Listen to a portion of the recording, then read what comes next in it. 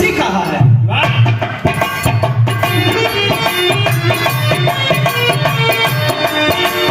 प्रेमी कहा था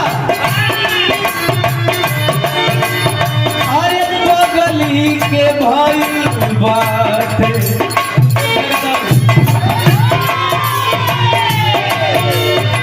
अरे बगली के भाई बाते पागल के दासा आज हमारा पता चल प्रेम के भाषा हो गया।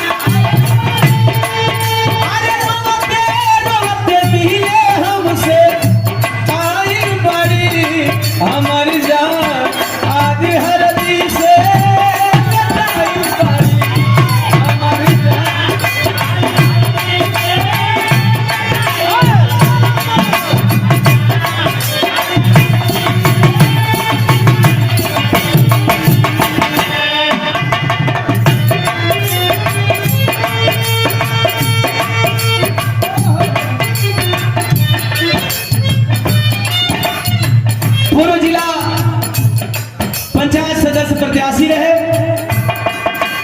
हमारे बड़े भैया सम्मानीय धीरज यादव जी, पूज्य गुरु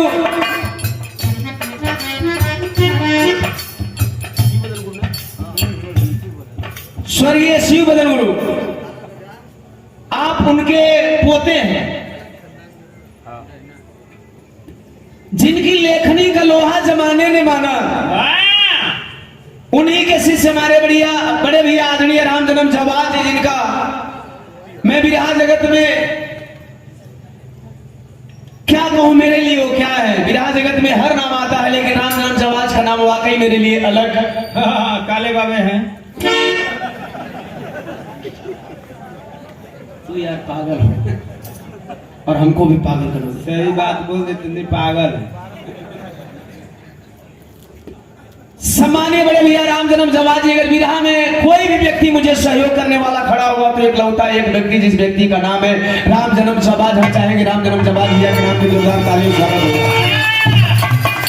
आप उनके पोते हमारे बड़े भैया आदरणीय धीरज यादव जी, आपके द्वारा यह समाजवादी गमछा देकर के सुंदर पुष्पहार और 500 रुपया देकर के आप सम्मान किए। लड़ाई होती रहती है, हार जीत की लड़ाई है।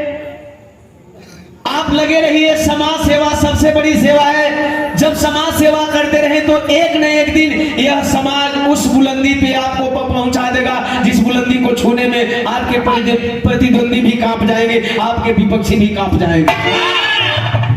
यह अगर मनोबल और यह पावर, यह क्षमता, यह शक्ति अगर किसी ने दिया है तो यह आप लोगों ने ओम प्रकाश दीवाना को दिया है। और यह चीज आप लोगों से ओम प्रकाश दीवाना सीखता है और वही अपने भाइयों के लिए बताता है कि आप केवल समाज में लगे रहिए।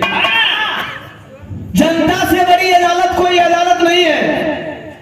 दुनिया की अदालत से बरी हो जाए लेकिन जनता की अदालत से कोई बरी नहीं होता है। इसलिए आप लोग, मैं चाहूंगा कि एकदम बिल्कुल जमीनी स्तर पे आप समाज सेवा में लगे रहे। आने वाला हो सकता है कि आने वाला पंचवर्ष योजना हमारे बड़े भैया धीरज यादव जी का हो। एक बार जोरदार तालियों से स्वागत करें। एक लाइन भाई खेसारी का